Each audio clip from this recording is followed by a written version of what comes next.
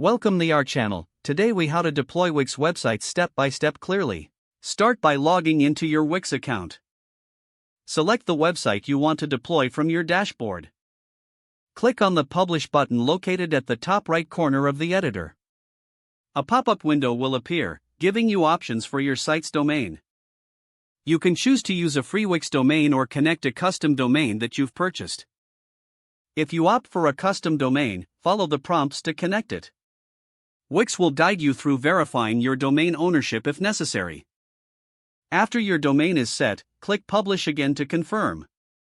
Wait for the website to be processed. This may take a few moments.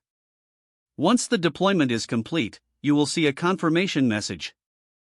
Click on the link provided to view your live site. Review your website to ensure everything appears and functions as intended. If you need to make adjustments, return to the Wix editor. Make your desired changes and remember to click Publish again. You can also use the Wix SEO tools to optimize your site for search engines. Once you're satisfied, share your website link with your audience. Your Wix website is now live and accessible to visitors around the world.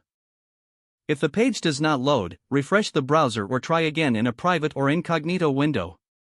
Make sure you are using the correct email address, then retype it carefully to avoid small typos. If your password is not accepted, use the reset option and create a new strong password you can remember. Check your spam folder for verification or security emails, then complete any requested confirmation steps. Enable two-factor authentication if available to improve account security and reduce unauthorized access risk. After signing in, review your profile details so your contact information and settings are accurate and current. If you see an error message, note it down and try again after restarting your device and internet connection.